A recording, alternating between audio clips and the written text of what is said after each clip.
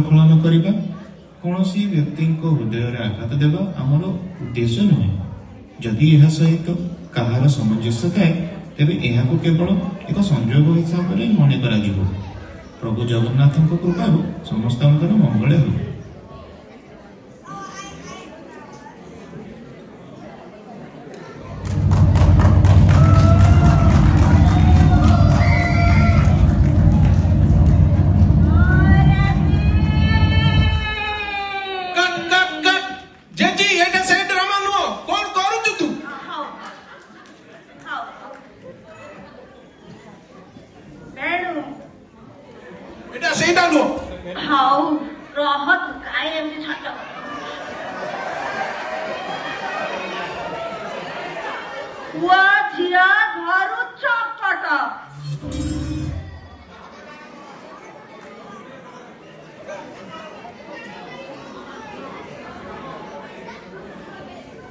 वेणुगला पढ़ुची खबर कागज हेलो पुआ झिया धरु चपटा बापा मा हताश हईरे बेणु पढ़िला झियटे घरे थाउ थाउ तू तो बाहागर कथा किछि भाबुछु ना नाइबा खाली दिन राति 24 घंटा से खबर कागज को पानी भरिया पी गलु रे बेणु। सकाल चा कपे मिले तंटीटा सुखी गला एटी सुनुच ये चा कपे मिलिबो कि बाबू झियो घरे बसलानी सबु बेले तो तमरा सेई चा चा आउ किछि कथा नै बोनियो तम चा आउ दे उलिएले आउ टिके भलो किरि देखुना खबर कागज रे। अरे केते भलो किरि देखिबी ए देखुना 4 खंड खबर कागजरू सबु जाक विज्ञापन देखि सारे गोटिए हेले सरकारी चाकरिया बर पात्र मिलुना ए खबर कागज रे जम्मा काम नुए तमे को मध्यस्थी को डाकी किना बुझा बुझी करूना एटी देखुना हमरे साउ बाबूकर दी दीटा छियो से मध्यस्थी बाबूक द्वारा बुझी किना से तो ता बागरटा कराइले आ तमे ताको टिके नंबरटा आनी किना हमें मोना पई के टिके बागर प्रस्ताव देखले होंदानी। हाँ से मध्यस्थी नाटा कौन तो भूली गली प्राणनाथ पति रुआ से मध्यस्थी नंबर मो पाखे अच्छी बोली ताकू मु एबे संगे संगे फोन करूची कथा होची हम झियो पे गोटे बर पात्र देखिया पे हे एका दिन राति खाली फोन लगाउची आकु ताकू फोन रे कोन सब बाहागर हेलानी किरे बेनु हैं से मध्यस्थी को घर डाक चा पानी दे सेवा टिके कर चाहा चाही हे आमना सामना रे बसी कथा वार्ता हेले सिना बाहागर हबो फोन टुक टुक टुक टुक कर देले कोन सब बाहा हेलानी झियो अरे ओहो सकाल सकाल सासू बो दीटा मो मुंड खराब कर सारलणी एई ना करू से मध्यस्थी को फोन करी घर को डाकुछ रुआ ताकू डाक लगाउछ फोन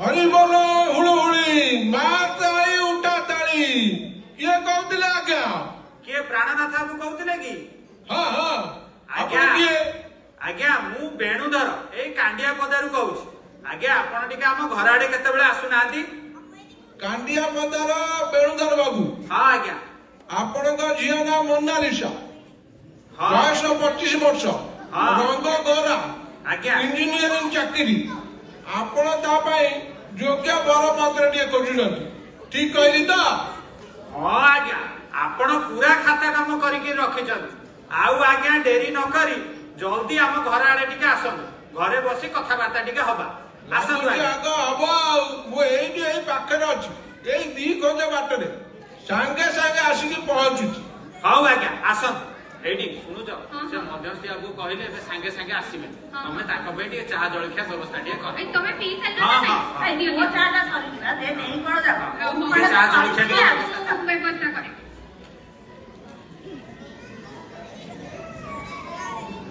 ए हळुदी लागे तू मोड़ ମାଖଣ କାମ ଝାଡ ଝାଡ ଏଇ ବୁଢିଆଣି ବସା କରିଛି ଏତଳେ ରଖ ହେଲା ଏ ଆସିଲେ ବୋଧେ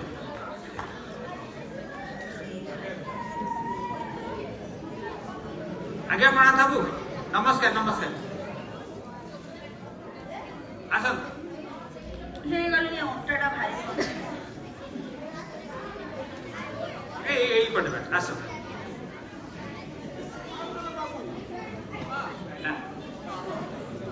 ଆଜ୍ଞା ଆସନ୍ତୁ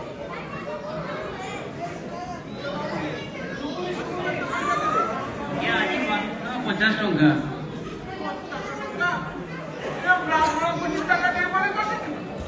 ହରମୁଜିଟା ବନ୍ଦ ହେଇଗଲା ବୋଲି ବାବୁ ଆଜ୍ଞା ମୁଁ ପଇସାଟା ଦେବି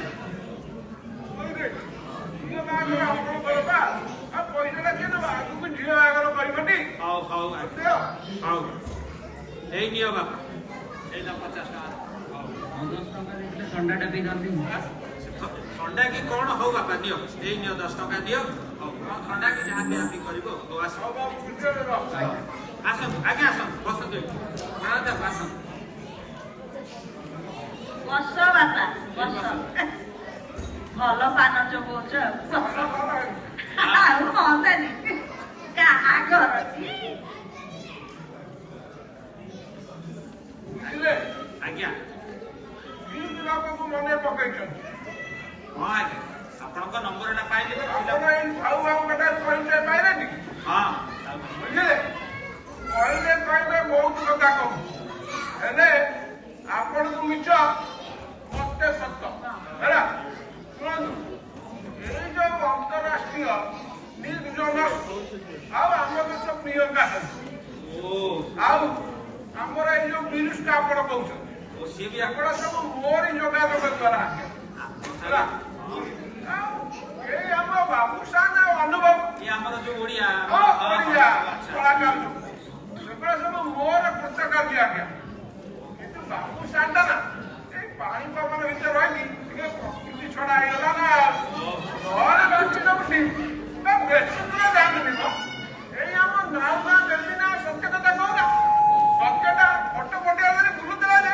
ତାକୁ ଝିଅ ଜମା ମିଳୁନଥିଲା ହେଲା ମୋର ଯୋଗାଯୋଗ ଦ୍ୱାରା ଆଜ୍ଞା ଟରଣ୍ଟ କାନାଡ଼ାରେ ଘର ଦ୍ୱାର ପିଲା ଝିଅ ଘର ମଣ୍ଡ କରି ସବୁ ଦେବେ ବ୍ୟବସ୍ଥା ବୁଝିଲେ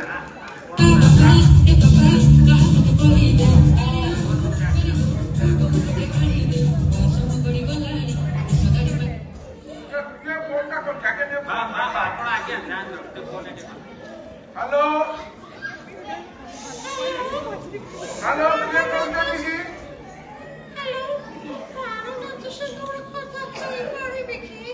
ହଁ ମୁଁ ପ୍ରାଣଦାସ କହୁଛି ଆପଣ କିଏ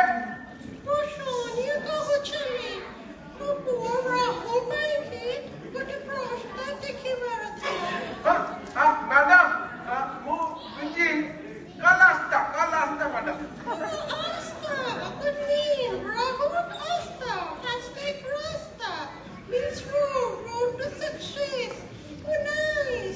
ମୁଁ କଣ କହୁଛି କାହାକୁ କହିଲେ ମ୍ୟାଡାମ କମିଂ ଟୁମରୋ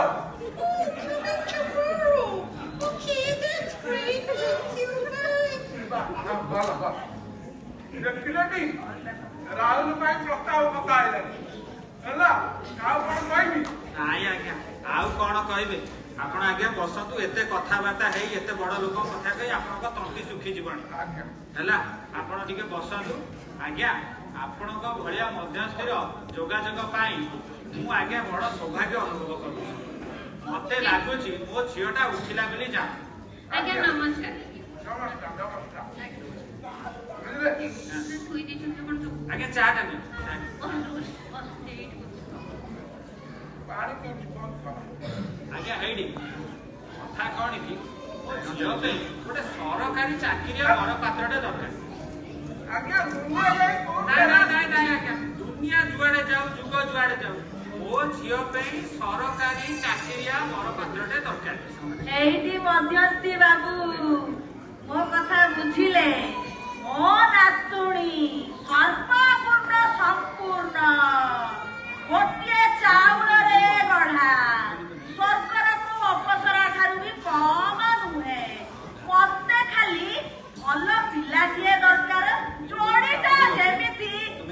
ପାର୍ବତୀ ଭଳିଆ ହବ ଦରକାର ଆଉ କିଛି ଦରକାର ନାହିଁ ମଧ୍ୟସ୍ଥି ବାବୁ ଭଲ ପିଲା କେବଳ ଆଉ ଆଜ୍ଞା ମୋର ବି ଗୋଟେ ଚାକିରିଆ ଜୋଇଁଟିଏ ଦରକାର ସିଏ ସରକାରୀ ହଉ କି ବେସରକାରୀ ହଉ ସେଥିରେ କିଛି ଯାଏ ଆସେ ମୋ ଝିଅଟା ଚାକିରି କରିଛି ନା ଆଜିକାଲି ଯଦି ଗୋଟିଏ ଚାକିରିଆ ଝିଅ ତାହେଲେ ଦାଣ୍ଡକୁ ଜମା ସୁନ୍ଦର ଦିଶିବନି ଆପଣ ମାନେ ବହୁତ ବ୍ୟସ୍ତ ହଉଛନ୍ତି ଏ ପ୍ରାଣନାଥ ବାବୁକୁ ଡାକିଲେନି ଆଉ କୋଉଠି ବ୍ୟସ୍ତ କଣ ହେଲା ଝିଅଟା ଆପଣଙ୍କର ଉଠିଲା ବୋଲି ଜାଣ ବୁଝିଲେ ହଉ ଝିଅର ଫଟୋ ଟିପଣା ନ ଦେଲେ ଆଜ୍ଞା ଆପଣ ଆସିବେ ବୋଲି ପରା ଆମେ ବ୍ୟବସ୍ଥା କରି ରଖିଛୁ ଏଇ ନିଅନ୍ତୁ ଆଜ୍ଞା ଟିପ୍ପଣୀ ଆଜ୍ଞା ଆଉ ଏଇଟା ହଉଛି ଝିଅର ଫଟୋ ହଁ ଆଜ୍ଞା ଠିକ ଦେଇଛୁ ହଁ ହଁ ଠିକ ଆଉ ଅଛି କା ଫଟୋ ଦେଇଛୁ ନାଇଁ ନାଇଁ ବଢିଆ ଏକ ପାନ ଖାଇଲେ ପାନ ଦଉନ ବାପା ଦିଅ ଚା କୁଟି ଖାଉଛ ବା ପଡା ତରକାରୀ ଖାଇ ସାଦା ନାହିଁ ପାନ ଖାଇ ଖାଇ ଖାଇବି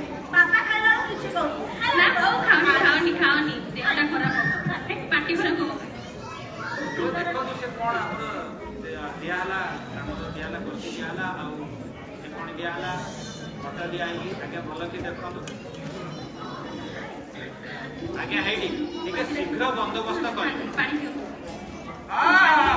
ପାଣି ଦିଅନ୍ତି ଝିଅଟା ଯେତିକି ସୁନ୍ଦର ଟିପଣାଟା ମାନେ ଅତି ଉଚ୍ଚ କୋଟିର ଖାଲି ପାଣି ଏମିତିଆ ପ୍ରସ୍ତାବ ଏମିତିଆ ପାତ୍ର ମୁଁ କେତେ ଦିନ ତଳକୁ ଦେଖିନଥିଲି ମୁଁ ଏବେ ଦେଖୁଛି ବାବୁ ଆପଣ ଆଜ୍ଞା ପାଞ୍ଚ ପୁସ୍ତିକା ସବୁ ଧରିକିରି ବୁଲୁଛନ୍ତି ନୁହଁ କି ଆରେ ଏଇଟା ମୋର ବ୍ୟବସାୟ ଆଜ୍ଞା ଏଥିରେ ଏପଟ ସେପଟ ହେଲେ ଆଉ ମତ ଯୋଉ କମିବନି ଶୁଣ ବାବୁ ଏପଟେ ଟିକେ ଧ୍ୟାନ ଦିଅନ୍ତୁ ବାବୁ ଆପଣ ସବୁ ଜାଣି ଶୁଣିଛ ସେଟା ମୁଁ ବାବୁକୁ କହିଦେଉଛି ଆଜି ହଉଛି ଜ୍ୟେଷ୍ଠ ମାସ ଶୁକ୍ଳ ପକ୍ଷ ଚତୁର୍ଦଶୀ ଆଜି କୋଉ ବାର ଶନିବାର ଶନିବାର କାନସା ପ୍ରୋଗ୍ରାମଟା ଆଜ୍ଞା ଶନିବାର ହୁଏ ଏଠିକି ଜାଣିପାରୁନାହାନ୍ତି ହଁ ଶନିବାର ଆଜ୍ଞା ଜାଣିଛ ହେଲା ଆଉ ଆପଣଙ୍କ ଝିଅର ରାଶି ହଉଛି ହସ୍ତା କନ୍ୟା ଭାବନ୍ତୁ ଆଗକୁ ବୃହସ୍ପତି ସଂଚାର ଅଛି ବୃହସ୍ପତି ସଂଚାରରେ ରାଶି ମିଥୁନ କନ୍ୟା ବିଛା ଏଗୁଡ଼ା ସବୁ ଜାଣିପାରୁନାହାନ୍ତି ଗୋଟେ ସେଇଥିପାଇଁ ଅଛି ଆପଣ ଯୋଉ ତରବରିଆ କରୁଛନ୍ତି ନା ଜଲ୍ଦି ଟିକେ କଲେ ଟିକେ ଭଲ କେତେ କଣ ଖାତା ଆରେ ଇଏ ବାବୁ ପାଞ୍ଜି ଏଇଟା ଜାଣିଛନ୍ତି ପାଞ୍ଜି ଇଏ ହଉଛି ମୋର ପତ୍ନୀ ମୋରି ସବୁ ପାତ୍ର ଆବଶ୍ୟକ ପୁଅ ଦରକାର ମିଠୁ ଅଣ୍ଟେ ଝିଅ ଦରକାର ଝିଅ ଦରକାର ହେଲେ ମିଠୁ ପଇସା ରଖିଛନ୍ତି ଆଜ୍ଞା ଏବେ ପୁଅ ଦରକାର ନାଇଁ ଆଜ୍ଞା ଆପଣ ଶୁଣିବେ ଆପଣ କଥା ହଉଥିଲେ ଫୋନରେ ଆଉ କେଡ଼େ କେଡ଼େ ପ୍ରସ୍ତାବ ସବୁ ଆପଣ କରେଇଛନ୍ତି ଆଉ ଏଇ ଦେଖନ୍ତୁ ଦୁଇଟି ପ୍ରସ୍ତାବ ଆପଣଙ୍କର ପାଇଁ ଠିକ ଅଛି ଆଜ୍ଞା ଗୋଟେ ହଉଛି ଅନୁରାଧା ବିଛା ସିଏ ହଉଛି ସରକାରୀ ଚାକିରି ଏଇ ଯୋଉ ଲୋକାଲ ପିଲା ହଁ ସରକାରୀ ଚାକିରିଆ ପିଲାଟା ଆଜ୍ଞା ଦେଖ ଆଉ ଗୋଟେ ହଉଛି ଏଇଟା କୋଉ ମିନରେ ବାପା ରେବତୀ ମିନଟା କମ୍ପ୍ୟୁଟର ଚାକିରି କରିଛି ଆଉ ଏଇ ଯୋଉ ବୃହସ୍ପତି ଯୋଉ ଚଳନ୍ତି 3 ତାରିଖ ଦିନ ବୁଧବାର ଦିନ ମୁଁ କମ୍ପ୍ୟୁଟର ପିଲାକୁ ନେଇକି ଆସିବି ଆଉ 2 ଦିନ ଛାଡ଼ିକି ସରକାରୀ ଚାକିରି ଆଜ୍ଞା ଆପଣ ଯେମିତି ତରବରିଆ କରୁଛନ୍ତି ନା ପୁଅ ଖାଲି ଦେଖିବେ ବାପା ମାଙ୍କ ସାଙ୍ଗରେ ଆଉ ଝିଅର ଭେଟାଭେଟି ହେଇଥାଏ ନହେଲେ ଚଳିବ ଆଜ୍ଞା ବୁଝିଲେ ଆଉ ଯୋଉ ଆଗକୁ ବଢିବ ସେଗୁଡା ସବୁ ମୋ ଉପରେ ଯାଉ ମୁଁ ସବୁ ବନ୍ଦୋବସ୍ତ କରିବି ଠିକ ଅଛି ଆଜ୍ଞା ହଉ ତାହେଲେ ମୁଁ ଆସୁଛି ବା ହଁ, ହେଲା ହଉ। ବହୁତ କାମ କରିବାର ଅଛି ଆପଣ ଯେମିତି କଲେନି ମୁଁ ଦଉଛି ହଉ ମା ଟିକେ ଜଳଖିଆଟା ଦେଲେ ଇଏ ଗୋଟେ ଭଲ କଥା ନାହିଁ ନାଇଁ ନା ହଁ ଆପଣ ଯାଇକି ଆସନ୍ତୁ ନେଇକିନା ଦେବି ଜଳଖିଆ ଆଜ୍ଞା ହଁ ଗୋଷ୍ଠୀ ଏଇଟା କରିବେ। ଆପଣ ବି ନେବେ ଆପଣ ଏଇଟା ନେଇକି ଯିବେ ଆଜ୍ଞା ହଉ ହଉ ରହିଲି ହଉ ଆଜ୍ଞା ହାତ ଟେପେ ହାତ ନେବେ ଆଉ ଭଲ ଆସି ପାତ୍ରଟେ କହିବେ। ନ ହଉ, ହଉ। ଖାଲି ପଇସା ବୁଧବାର ଦିନ ଗୋଟେ ପ୍ରସ୍ତାବ ଆଉ ରବିବାର ଦିନ ଗୋଟେ ହଁ ଠିକ ଅଛି ଠିକ ଅଛି ହଉ ବଢିଆ ହେଲା ଲୋ ଚାଲ ହଉ ଚାଲ ହଉ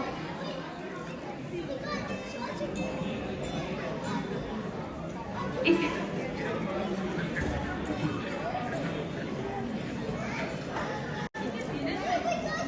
ଫୁଲେଇ ହଉଛି ଖାଲି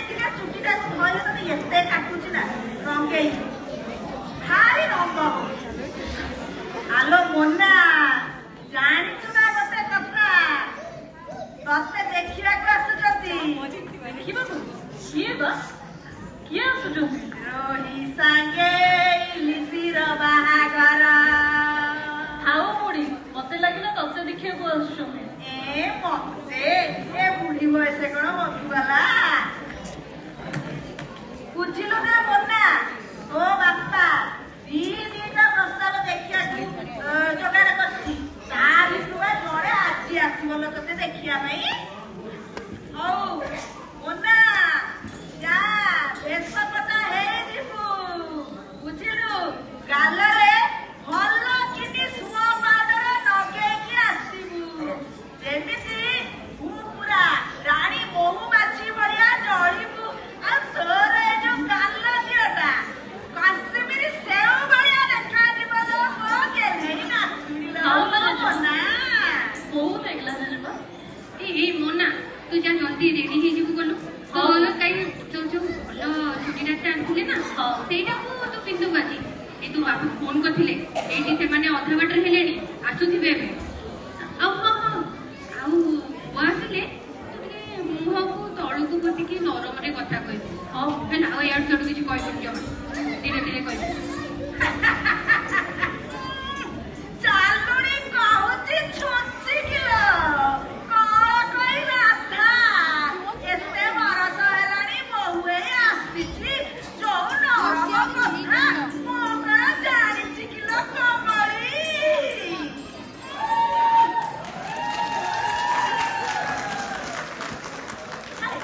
ନା ଶୁଣିବିନି କମଳି କାଇଁ ଏମିତି କହୁଛୁ ସବୁବେଳେ ମତେ କମଳିଲୋ ନା ଶୁଣିବିନି ମାଲୋ ସେ ବେଣୁ କଣ କହୁଥିଲା କି ଯୋଉ ମଧ୍ୟସ୍ଥି ବାବୁ କଣ ପ୍ରସ୍ତାବ କଥା କହୁଥିଲେ ହଁ ସିଏ ଏତେ କିଛି କହୁନଥିଲେ କହୁଥିଲେ ସେ ପୁଅଟା କଣ ଗୋଟେ କଣ ସେଇଟା ତ ପ୍ରାଇଭେଟରେ କମ୍ପ୍ୟୁଟର ଚାକିରି କରୁଛି କମ୍ପ୍ୟୁଟର ବଢିଆ ହଁ ସେ ପଛରେ ବାଙ୍ଗାଲୋରରେ ଅଛି ବେଲ ବାଜିଲାଣି ହଁ ମୁଁ ଜାଣି କରେ ତମେ ଖୋଲ ଖୋଲ ଖୋଲ ମୁଁ ଡାକେ ସେ ଆସିବେ ଏଠି କବଟ ଖୋଲିବ ଏଇଠି ଶୁଣୁଛ ସେମାନେ ଆସିଲେଣି ବୋଧେ ଯାଅ କବଟ ଖୋଲିବ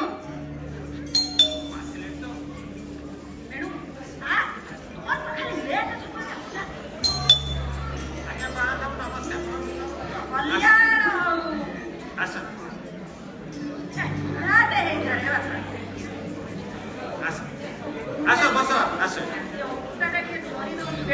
ଆସ ଘୋଡ଼ାଟା ଦେଲେ ଆମରି ପ୍ୟାସେଞ୍ଜର ୱେଟ୍ କରୁଛନ୍ତି ସେଇଠି ଆଜ୍ଞା ଆଜି ମାତ୍ର 750 ହେଲା 750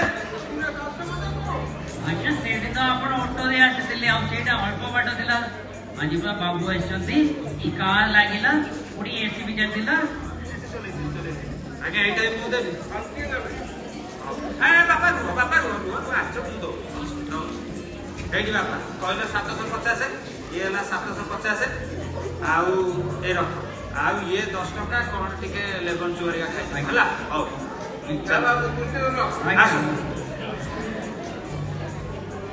ଆସ ବସ ଏଇଠି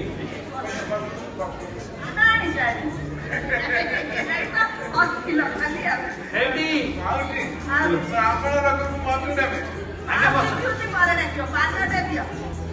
ହେଇଟି ଶୁଣୁଛ ଇଏ ମଧ୍ୟସ୍ଥି ପ୍ରାଣ ସବୁ ଆସିଛନ୍ତି ଝିଅକୁ କୁହ ଟିକେ ଚା ଜଳଖିଆ ଧରିକି ଆସୁ ପସନ୍ଦ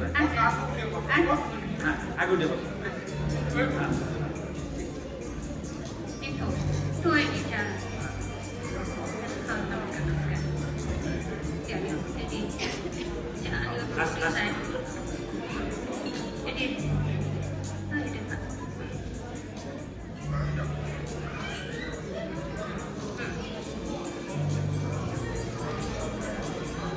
ଆଜ୍ଞା ଚାଟା ପିଅନ୍ତୁ ଚା ଜଳଖିଆ ଆଜ୍ଞା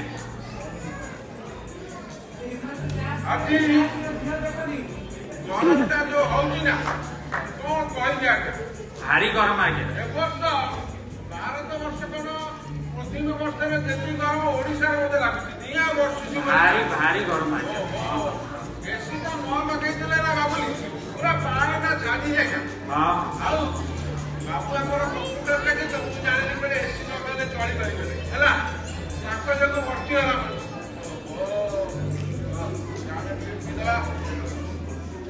ନା ଚା କିଏ କରୁଛି ଏଇ ମୋଟା କରିଛି ମୋ ଝିଅ। ବାଃ ବଢିଆ ଚା ଝିଅ ପଚାରନ୍ତୁ ଯାହା ପଚାରେ କଥା ଆରେ ଶୁଭ ବର୍ଷରେ ଗଢି ଯାଉଛି ବା ପଚାରେ। ମୁଁ ମୋର କାମ କରୁଛି ଆଚ୍ଛା ବାପା ପ୍ରାଣନାଥକୁ କହୁଥିଲେ ତମେ ବାଙ୍ଗାଲୋରରେ ଚାକିରି କରିଛ ଆଉ ତମ ବାପା ମା ବାପା ମା ଭୁବନେଶ୍ୱରରେ ରୁହନ୍ତି ଏବେ କିନ୍ତୁ ବଡ଼ ଭଉଣୀ ପାଖକୁ କାନାଡା ଯାଇଛନ୍ତି ମଝିରେ ମଝିରେ କେତେବେଳେ ବାଙ୍ଗାଲୋର ଆସନ୍ତି ମୋ ପାଖରେ ରହିବା ପାଇଁ ବୁଲାବୁଲି କରିବା ପାଇଁ। ଭଲ ଆଉ ବାପା ତମ ଘରେ ସବୁ କିଏ କିଏ ଅଛନ୍ତି ବା?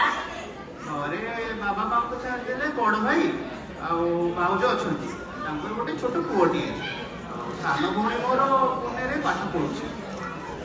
ଆଉ ବାପା ତମେ ବାଙ୍ଗାଲୋରରେ ତ ଏକୁଟିଆ ରହୁଛ ଆଜ୍ଞା ତାହେଲେ ତମକୁ ରୋଷେଇବାସ କରିବା ତ ଭାରି ଅସୁବିଧା ହଉଥିବ।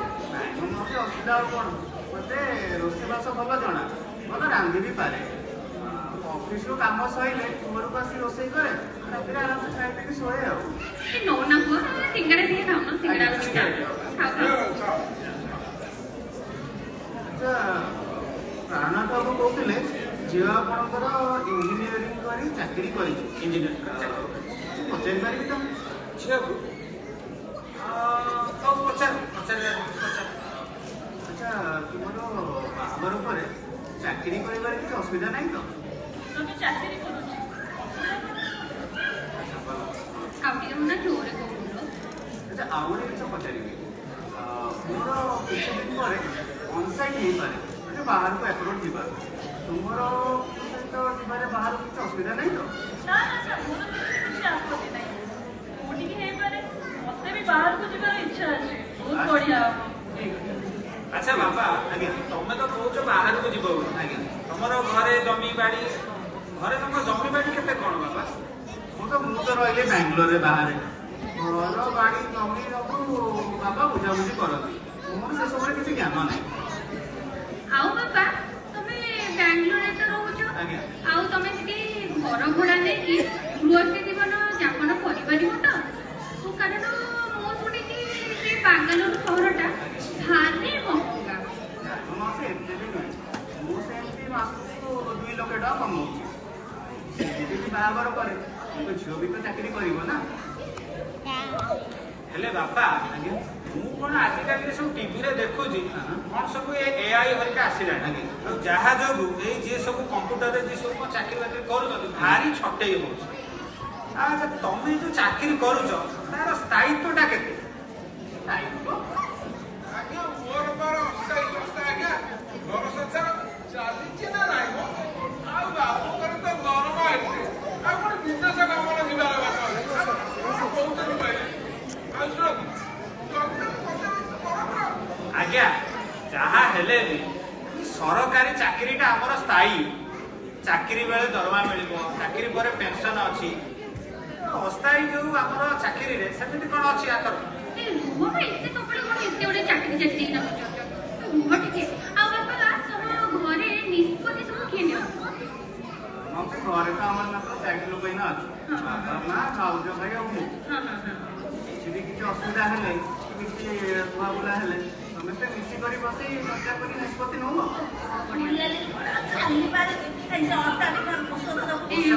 ତୁ ଜାଣିପାରୁଛ ତ? ବାପା ଗୋଟେ କଥା ପଚାରିବି ମୋ ଝିଅକୁ ଖୁସିରେ ରଖିବ ତ? ମୋ ମନା ଭାରି ଗେହ୍ଲେଇ ଛୁଆ ଦିନୁ ମୋ ପାଖରେ ବଢିଛି ତା ପ୍ରାଣ ବା ମୋ ପାଖରେ ଆଉ ମୋର କିଛି ଦରକାର ନାହିଁ ବୁଝିଲ। ମୋ ଗେହ୍ଲେଇ ଟିକେ ହସିକି ଖୁସିରେ ରହିଲେ ମୋର ମୁଣ୍ଡ ବୁଲିଏ। ଆପଣ ଜମା ବ୍ୟସ୍ତ ହୁଅନ୍ତୁ ପ୍ରାଣଠୁ ବଳିକି ବଡ କରିବ ଏ ଦେଖନ୍ତୁ ଡାଳିଟା ଫୁଲ ହେଇଗଲାଣି ଶାଢୀଟା ପାଚିଗଲାଣି ତଥାପି ଆପଣ ଜାଣନ୍ତି ଚିନ୍ତା ବୁଝିଲେ ଆପଣ ଜମା ବ୍ୟସ୍ତ ହୁଅନ୍ତୁନି ସବୁ ମୋ ଉପରେ ଛାଡ଼ନ୍ତୁ ମୁଁ ସବୁ ବନ୍ଦୋବସ୍ତ କରିଦେବି। ହଉ ଆମେ ଆସିବା ଆଜ୍ଞା ହଉ ଆଜ୍ଞା ଚାଲ ହଁ ସାର୍ ରହିଲି। ହଉ ଟିପଣା ଦିଟା ଶୁଣନ୍ତୁ ଟିପଣା ଦିଟା ରଖିଲି ହଉ ଏଇଟା ଧରିଲି ହଉ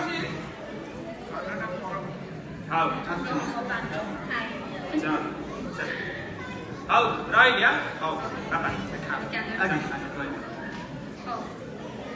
ଏଇଥିରେ ବେଣୁ ବୁଝିଲୁ ନା ପିଲାଟା ତ ଭାରି ପାଇଛି। ଓହୋ କି ଉଚ୍ଚ କୋଟିର ସଂସ୍କାର କି ବ୍ୟବହାର। ମୁଁ ଜାଣିଛି ସେ ମୋନାକୁ ଭାରି ଖୁସିରେ ରଖିବ। ସିଏ ତ ମତେ ଲାଗିଲା ହୀରା ଖଣ୍ଡେ। ଏଇଠି ବୋଉ କଣ କହୁଛୁ ପିଲାଟାର ସ୍ଥାୟୀ ଚାକିରିଟା ନା ସେ କଣ ଗୋଟେ କମ୍ପ୍ୟୁଟରରେ ଚାକିରି କରୁଛି ଜମି ବାଡି କଥା ପଚାରିଲା ବେଳକୁ ଦୀପଦ ଜାଣିକି ଜମି ବାଡି କେତେ କଣ ଆଉ ତୁ କହୁଛୁ ଭଲ ପିଲାଟେ ହଉ ଦେଖିବା ସେ ତ କହିଛନ୍ତି ସରକାରୀ ଚାକିରି ଆ ପରଟା ସରକାରୀ ଚାକିରି ବାଲାଟା ଆସିବ ଦେଖାଯାଉ ହଉ ଚାଲ ଯିବା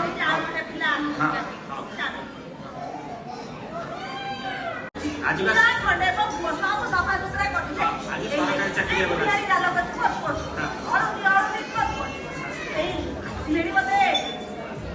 ହଁ ସିଲେଣି ତ ଆଜ୍ଞା ପ୍ରଣାମ ନମସ୍କାର ଆସନ୍ତୁ ଆସନ୍ତୁ ନମସ୍କାର।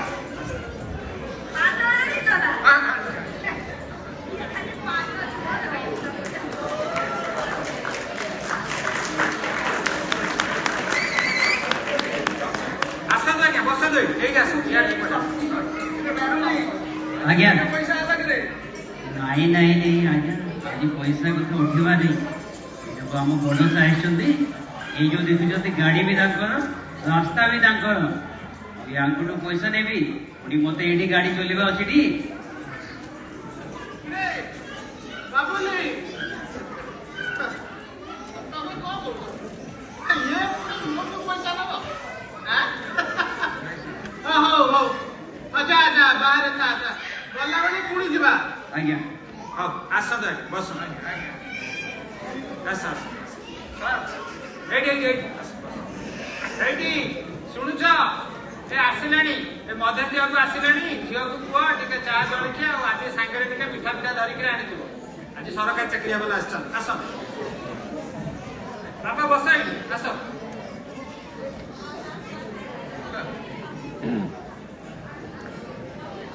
ଆଜ୍ଞା ଚା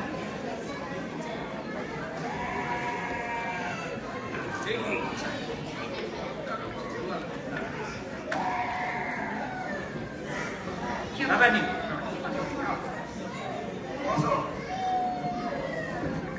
ଆଉ ବାପା ମଧ୍ୟସ୍ଥି କହୁଥିଲେ ତମର ସରକାରୀ ଚାକିରି ଆଉ ଚାକିରି ବାକିରି ସବୁ କେମିତି କଣ ଚାଲିଛି ଆଜ୍ଞା ମୋର ପୁରା ପୁଲିସ ଚାକିରି ମୁଁ ଆମର ଏଇ ବିଲବାଡିଆ ଥାନାରେ କନେଷ୍ଟବଳ ଅଛି ସରକାର ଅଛି ମାଛ ଖାଇବ ଇଲିଶ ଆଉ ଚାକିରି କରିବ ପୁଲିସ ଆଉ ତମର ଚାକିରି କଥା କଣ କହୁଛ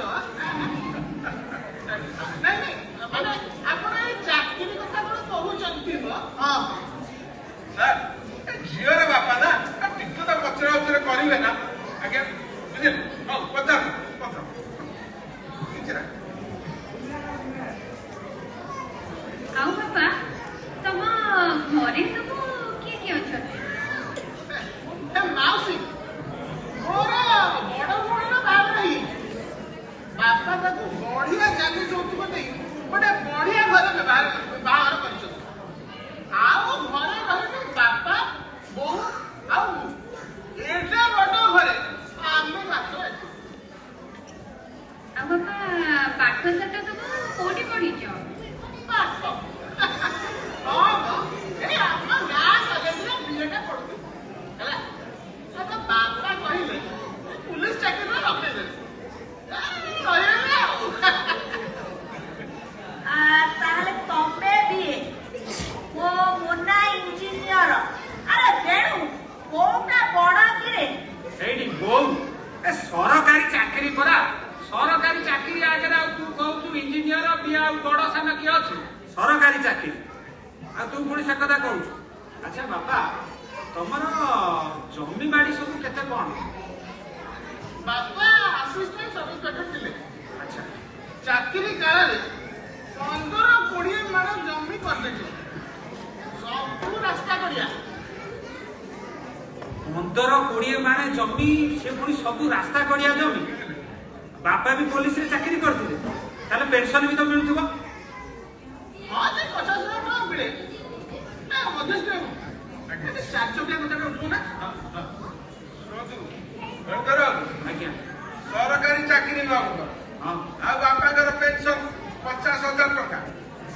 ଜମିବାଡି 15-20 ମାଣ କରିଦେଇଛନ୍ତି ରାସ୍ତା କଡିଆ।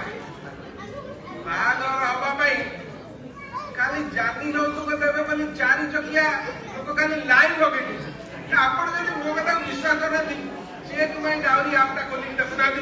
ମୁଁ ଆପଣଙ୍କୁ କହିଲି ଏଇଟା ମୋ ଯୋଗୁ କମରେ କରେଇ ଦେଉଛି ଆଜ୍ଞା, ବୁଝିଲେ? ଆପଣ କହିଦେବେ ଆଉ ଗୋଟେ ନାଇଁ ଆଜ୍ଞା, ଝିଅ ଜନ୍ମ କରିଛୁ ତ ଦବାକୁ ପଡିବ, କଣ କରିବା। ଆଉ ଆଜିକାଲି ତ ସରକାରୀ ଚାକିରି ମାନେ ସମାଜରେ ଯୌତୁକ ସେୟା ହିଁ ଚାଲିଛି। ଆଉ ମୁଁ ଆକୁ କଣ ଚେକ୍ କରିବା? ଆମେ ଆଜ୍ଞା ଯାହା ଯେମିତି କରି ଦବୁ ଆଉ।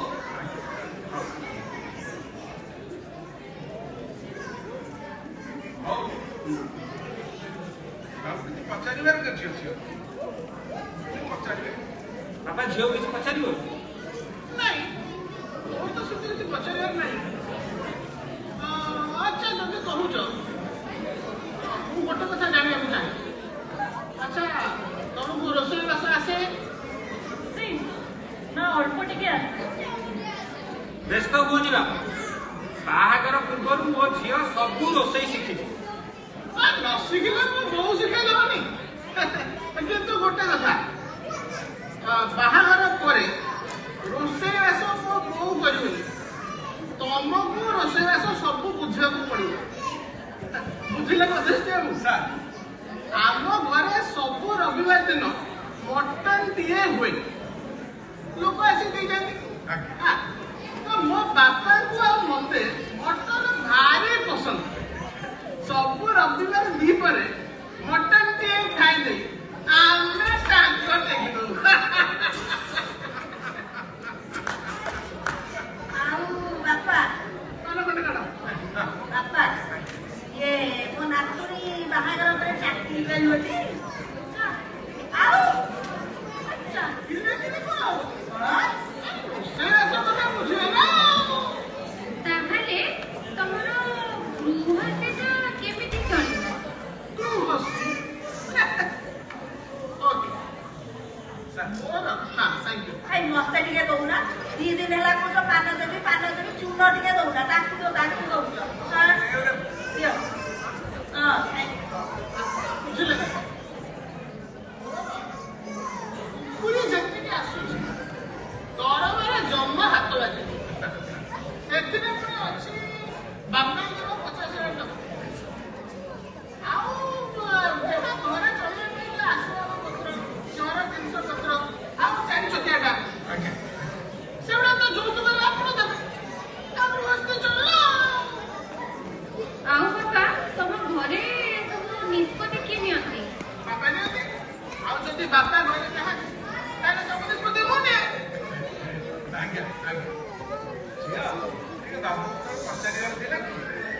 ପଚାରିବାର ତ ଥିଲା। ବାହାଘର ପରେ ମୋର ବେଶ ପୋଷାକ ମୋ ଚାକିରିରେ ନିଷ୍ପତ୍ତି ବାପା ନେବେ। ଆଉ ଯଦି ବାପା ନଥିବେ ତାହେଲେ ମୁଁ ନେବି। ସାର୍, ଏଇ ଯେ ଆପଣ କହୁଥିଲେ କଣ ସମୟ ଆପଣଙ୍କର ବଢି ଯାଉଛି, କଣ ମନେ ପକେଇଦେବାକୁ? ହଁ ମତେ ଟିକେ ଯିବାକୁ ପଡିବ। ବଜାର ଆଡେ ଯିବାକୁ। ଖାଇଲେନି ବାପା? ଏଇଟା ବେପାର ସମୟଟା ନା, ବୁଝୁଥିବେ ଆଉ। ହଉ ବାବୁଲାକୁ ଡାକନ୍ତୁ। ଚାଲନ୍ତୁ ଆଜ୍ଞା, ଚାଲ। ମୁଁ ଟିକେ ଆପଣଙ୍କୁ ପାଛୋଟି ଦେଇ ଆସେ। ଚାଲ ଚାଲ। ଯୋଗଟା ବହୁତ ବଢିଆ ପଡିଛି। ହଁ ଆମଟା ଜଲ୍ଦି କରିବା। ହଉ ଚାଲ।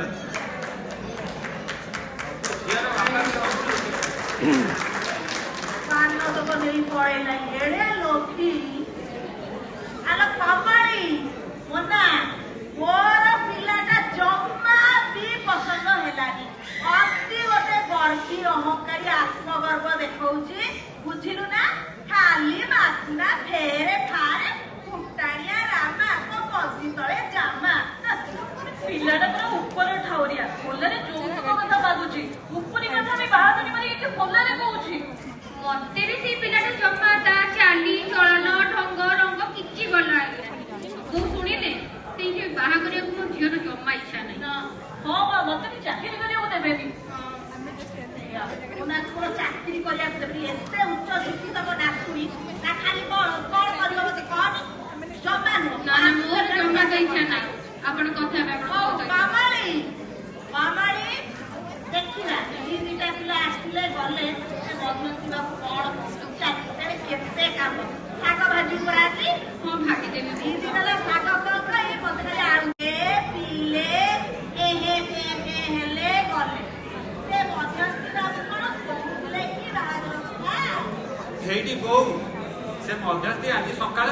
କରିଥିଲେ କହିଲେ ସେ 2 ଜଣ ଯାକ ପ୍ରସ୍ତାବ ଆମ ଝିଅ ମନ ମାନିଛି। ମୁଁ ବା ଜାଣିଥିଲି ମୋ ସୁନ୍ଦରୀ କଣ୍ଢେଇକୁ କିଏ ବାଛିବ? ସର୍ବପୂର୍ଣ୍ଣ ସମ୍ପୂର୍ଣ୍ଣ ସାକ୍ଷାତ ଲକ୍ଷ୍ମୀ, ଆଉ ତାକୁ କିଏ ବାଛିବ କହିଲ? ଗୋଟିଏ ଚାଉଳରେ ଗଢ଼ା ମୋ ମନା। ମୁଁ ଜାଣିଥିଲି ସମିତେ ପସନ୍ଦ କରିବେ ମୋ ମନାକୁ। ଆଉ ତମେ କୋଉ ପ୍ରସ୍ତାବକୁ ହଁ କହିଲ? ମୁଁ ସେ ସରକାରୀ ଚାକିରିଆକୁ ହଁ କହିଦେଲି। ମଧ୍ୟସ୍ଥି କହିଲେ ଝିଅ ବାହାଘର ଜମା ଏତେ ବ୍ୟସ୍ତ ହେଇକିରି କିଛି ନିଷ୍ପତ୍ତି ନିଅନ୍ତୁ ନାହିଁ, ଘରେ ସମସ୍ତଙ୍କ ସାଙ୍ଗରେ କଥା ହୁଅନ୍ତୁ, 2 ଦିନ ପରେ ମତେ ଜଣାନ୍ତୁ, ମୁଁ ସେଇ ହିସାବରେ ପୁଅ ବାଲାଙ୍କ ଘର ସହିତ କଥା ହେବି। ତମେ କଣ ଝିଅକୁ ନ ପଚାରିକିନା ତାକୁ ହଁ କହିଦେଇ ଆସିଲ? ରାଗନି, ମାନେ ଝିଅକୁ ନ ପଚାରି ନ ପଚାରିକିନା କହୁଛନ୍ତି। ମୁଁ ସେମିତି କିଛି ନିଷ୍ପତ୍ତି କରିନି। ଆମେ ଏବେ ସବୁ କଥା ହେଇଯିବା, ଏବେ ଆମେ ଯାହା ଏଠି ନିଷ୍ପତ୍ତି ନବା ମୁଁ ମଧ୍ୟସ୍ଥିକୁ ସେଇ ହିସାବରେ ଜଣେଇଦେବି, ସେଇ ହିସାବରେ ଆଗକୁ ବଢିବ। ତାଙ୍କ ଝିଅ କହୁ ତାର କଣ ଇଚ୍ଛା, ତାପରେ ଯାଇକି ଯାହା କହିବ। ହଉ ମୋ ମନ କଥା କହିଦେଇଛି ମୋ ମନା। ସେଇ ପୋକାଟା ଭାରି ପସନ୍ଦ, ତାକୁ ମୁଁ ଦେବି 100ରୁ 100, ସରକାରିଆକୁ ଦେବି 100ରୁ 100। ବୁଝିଲୁ? ଝିଅ ଯୋଉଠି କହୁଛି ସେଇଠି ବାହାଘର କର। ହେଇ ବେଣୁ, ଝିଅ ହସିଲେ ଘର ହସିବ, ଝିଅ କାନ୍ଦିଲେ ସମିତେ କାନ୍ଦିବା।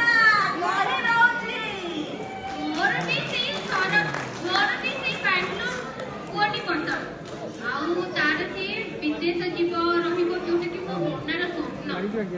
ସେ ସେଠି ଗଲେ ଭାରି ଖୁସି ହବ, ଆଉ ସେ ପୁଅର ଭଉଣୀ ବି ବିଦେଶରେ ରହୁଛି। ହେଇଥିଲ ମନା, ତୁ ଉଡାଜାହାଜରେ ବସିକି ସିନା ଯିବୁ, ମୋର ବା ଅଣ୍ଟା ଭାଙ୍ଗିଗଲାଣି, ମୁଁ କଣ ଯାଇପାରିବି? କିନ୍ତୁ ହେଇ ଶୁଣୁ, ତୁ ଯେତେବେଳେ ଉଡାଜାହାଜରେ ଫୁର୍କିନା ଯାଉଛୁ, ତୋ ଜେଜି ବାଡ଼ି ପଟେ ଯାଇ ଚୁକୁକିଆ ହସି ଦବ। ମୁଁ ଏ ହାତରେ ଟାଟା କରିବି, ତୁ ସେ ହାତରେ ଟାଟା କରିବୁ, ସେତିକିରେ ମୋ ଆତ୍ମା ଖୁସି ଲୋ ମନା। ଏଇଠି ବୋଉ, ସେ ବେସରକାରୀ ଚାକିରିଆର କଣ ଅଛି ଯେ ତମେ 2 ଜଣ ଯାକ ତାକୁ ପସନ୍ଦ କରୁଛ? ତାର ଗୋଟେ ସ୍ଥାୟୀ ଚାକିରି ନା, ଜମିବାଡି କଥା ପଚାରିଲି ଯେ କିଛି ଜାଣିନି, ଆଉ ତମେ ଶାଶୁ ବୋହୂ 2 ଜଣ ଯାକ ବିଦେଶ ଯିବ ବୋଲି ଯେ ତମେ ଉଡିଗଲ। ସେ ସରକାରୀ ଚାକିରିଆ ପାତ୍ରଟା କେତେ ବଢିଆ ପିଲାଟେ, ବାପାର 15-20 ମାଣେ ଜମି, ବାପାର ପୁଣି ମାସକୁ 50,000 ପେନସନ, ପିଲା ସରକାରୀ ଚାକିରି କରିଛି, ଚାକିରି ସରିଲା ପରେ ଜୀବନ ସାରା ଯାଏ ପେନସନ ପାଇବ। ଗୋଟିଏ ବୋଲି ଝିଅ ଯେ ତାକୁ ଜାନି ଯୌତୁକ ଦେଇ ବଢିଆ ଜାଗାରେ ବାପା ବାହାଘର କରିଦେଇଛି। ଝିଅ ମୋର ସେଠିକି ଗଲେ ରାଣୀ ଭଳିଆ ରହିବ। ବେଣୁ, ଗୋଟିଏ କଥା ମୁଁ କହିଦଉଛି, ଝିଅର ଯୋଉଠି ଇଚ୍ଛା ସେଇଠି ବାହାଘର କର, ଝିଅ ବିରୁଦ୍ଧରେ ବାହାଘର ହେଇପାରିବନି।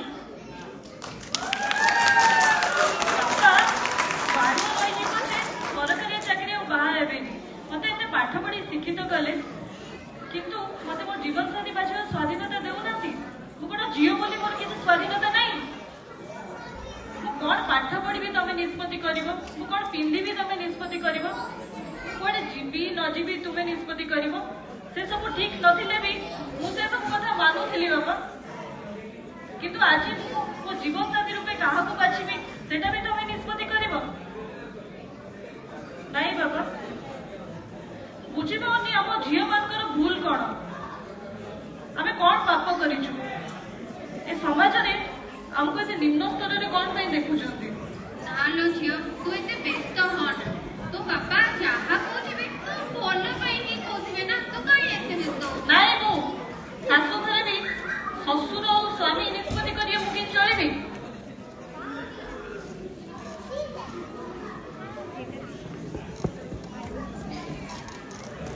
ମନା, ତୁ କାହିଁ ଏତେ ବ୍ୟସ୍ତ ହଉଛୁ?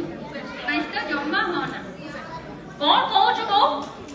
ତୋ ବାହାଘର ପୂର୍ବରୁ ଅଜା ତୋ ନିଷ୍ପତ୍ତି ନେଇ ତୋ ବାହାଘର ବାପାଙ୍କ ସାଙ୍ଗେ କରିଥିଲେ,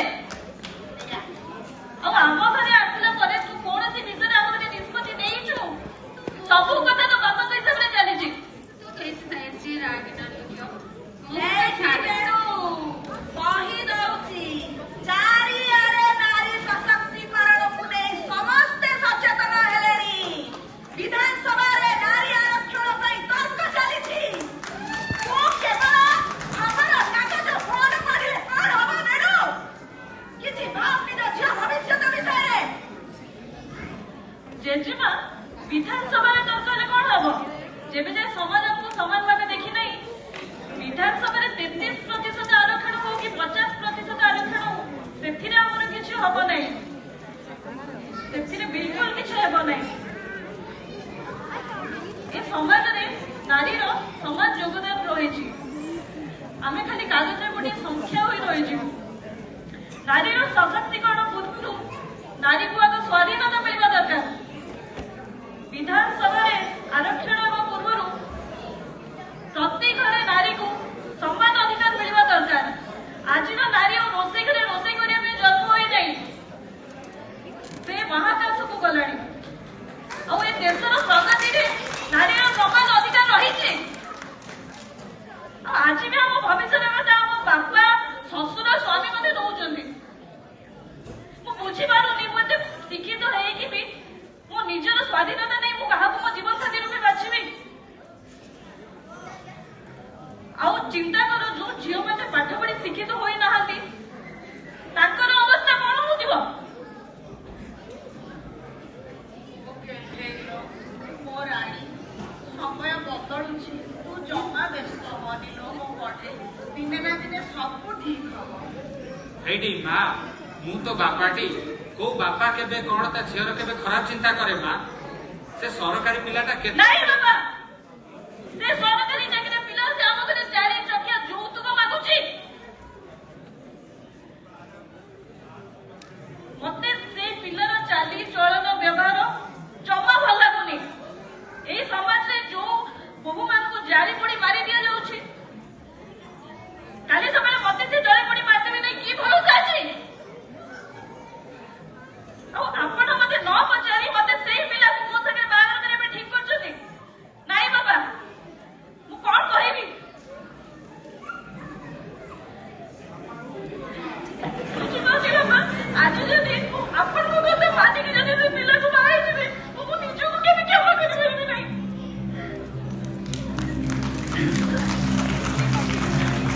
ମତେ ଲାଗିବ ମୁଁ ମୋ ପ୍ରତି ବହୁତ ବଡ ଅନ୍ୟାୟ କରୁଛି ବାବା।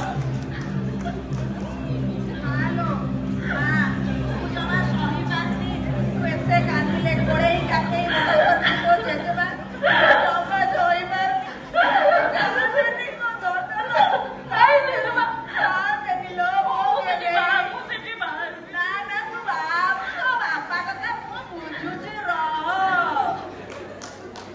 ବେଣୁ, ଏ ବୁଢୀର ଗୋଟିଏ କଥା ମନେ ରଖିଥା। ମୁଁ ବଞ୍ଚିଥିବା ଯାଏ, ସ୍ୱର୍ଗରେ ତାରା ହେଉଚି ଯେତେବେଳେ, ମୋ ନାତୁଣୀ ଜମା କାନ୍ଦିବନି। ଏଇ କମଳି ନ ପଚାର। ବେଣୁ, ଗୋଟିଏ କଥା କହୁଛି ତତେ, ମୋ ନାତୁଣୀ ମୋନା କଦାପି କଦାପି କଦାପି ସେ ସରକାରୀ ଚାକିରିଆକୁ ବାହା ହବ ନାହିଁ। ଯଦି ସେ ବାହା ହେଲା, ମୁଁ ଅନଶନରେ ବସିବି। ମାଲୋ ମା, କାନ୍ଦେନ ମା, କାନ୍ଦେନ। ତୁ ମୋ ଆଖି ଖୋଲିଦେଲୁ ଲୋ ମା। ସେଇ ସରକାରୀ ଚାକିରିର ଯୋଉ ଅନ୍ଧପଟି ମୋ ଆଖିରେ ପଡି, ଯାହା ପାଇଁ ମୁଁ ତ ଭବିଷ୍ୟତକୁ ଖରାପ କରିବାକୁ ଯାଉଥିଲି, ଏବେ ତୋର ଯୋଉଠି ଇଚ୍ଛା ତୁ ସେଇଠି ବାହା ହବୁ। ମୁଁ ତତେ ଆଉ ତୋର କୌଣସି ନିଷ୍ପତ୍ତିରେ ମୁଁ ତତେ କେବେ କିଛି କହିବିନି। ମୁଁ ତ ବୁଝିଲି ଆଜ୍ଞା, ଆପଣ ମାନେ ବୁଝିଲେ ତ?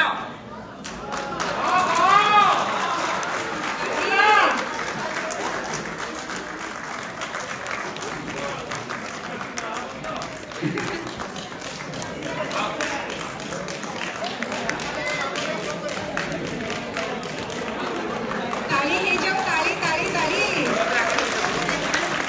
ଟିକେ ଗୋଟେ ମିନିଟ୍ ମୁଁ ଖାଲି ଆମ ଡ୍ରାଇଭର ସମସ୍ତଙ୍କୁ ଖାଲି କହିଦେବି।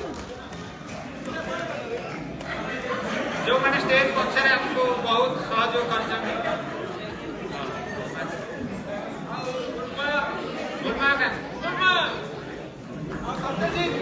अब बैंगलोर ट्राई करने वाला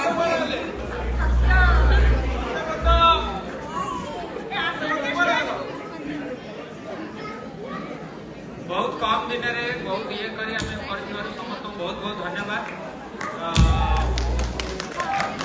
समस्त प्राय जानी समस्त आमर सोनिया गांधी मैडम सोनिया जी थे आम आगे अच्छा श्रावणी दीदी जे कि स्टेज पक्षर मैडम सोनिया है ये करते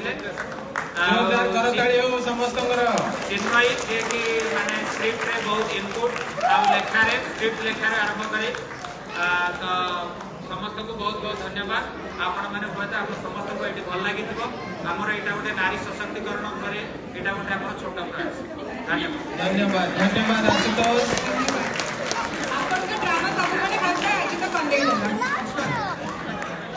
आमे भाविथिलु एमाने हसी हसी पेट बथाई देबे हेले एमाने मन पाई किछि कथा आ हृदय पाई किछि खोराक दे